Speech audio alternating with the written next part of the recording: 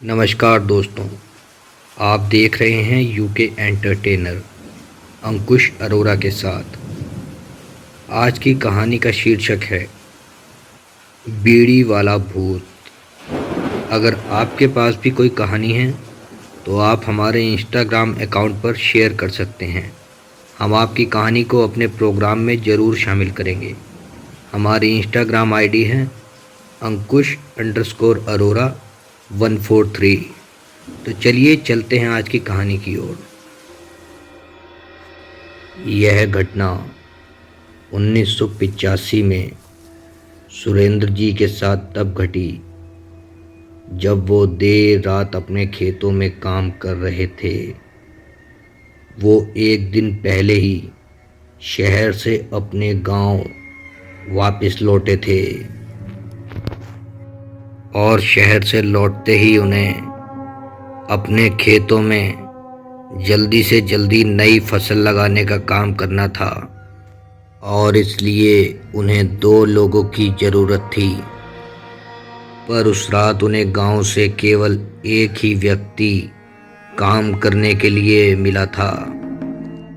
काम को जल्दी ख़त्म करना था। सुरेंद्र जी ने उस व्यक्ति के साथ मिलकर खुद ही काम करने का फैसला किया। दोनों लोग खेत चले आए और दूसरे व्यक्ति ने पहले काम करने का फैसला किया।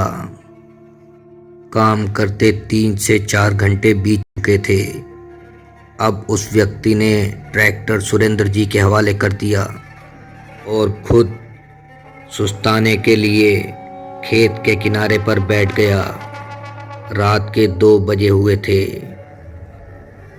काम करते करते सुरेंद्र जी खेत के उस हिस्से में पहुंच गए जिस साइड शमशान भूमि थी और कुछ ही देर बाद उन्हें ट्रैक्टर की लाइट में दिखा कि कोई व्यक्ति सामने चादर ओढ़े खड़ा है और उन्हें हाथ से ही ट्रैक्टर रोकने का इशारा कर रहा है।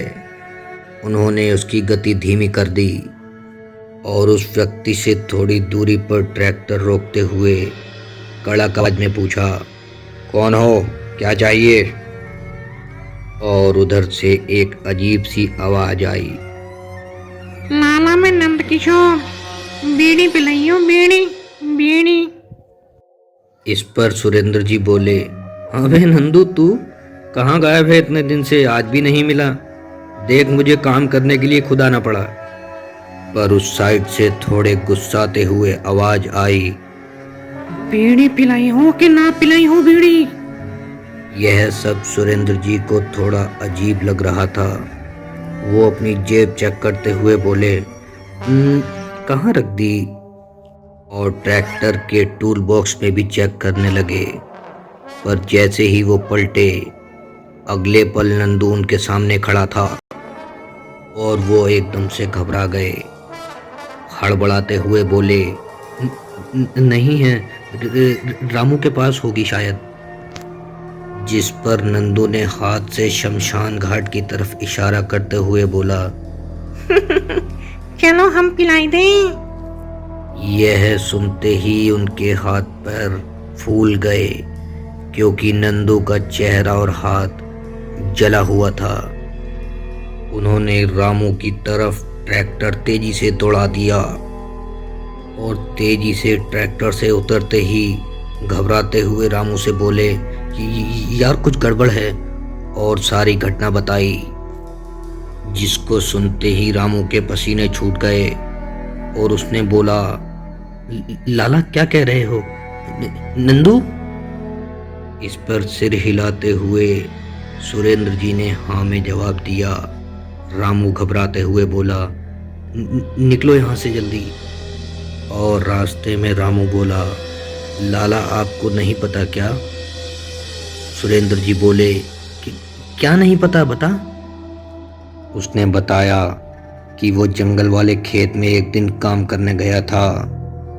उसके बाद से 15 दिन तक उसका कोई अता पता नहीं मिला और 3 दिन पहले उसी जंगल में उसकी लाश मिली थी। और वो भी पूरी तरह से जली हुई। इतना सुनते ही उनके हाथ पैर ढीले पड़ गए और 3 दिन तक उनकी हालत बहुत खराब थी। उनको बहुत तेज बुखार आ गया था और चौथे दिन किसी समझदार व्यक्ति द्वारा इलाज करने पर उनकी हालत में सुधार आया।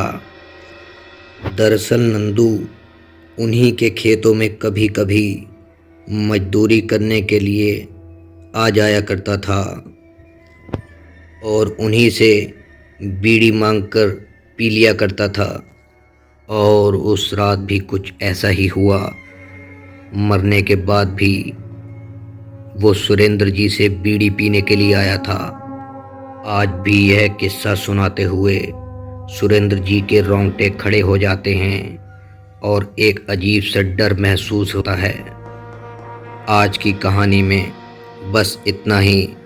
अगर आपको कहानी अच्छी लगी हो तो हमारे चैनल को सब्सक्राइब करिए, साथ ही दबाइए बेल आइकन को, जिससे आपको नई नई वीडियोस की अपडेट मिलती रहें। वीडियो को लाइक करिए, कमेंट करिए और शेयर कर दीजिए। मैं मिलता हूँ किसी और नई वीडियो में। तब तक के लिए बाय, टेक केयर।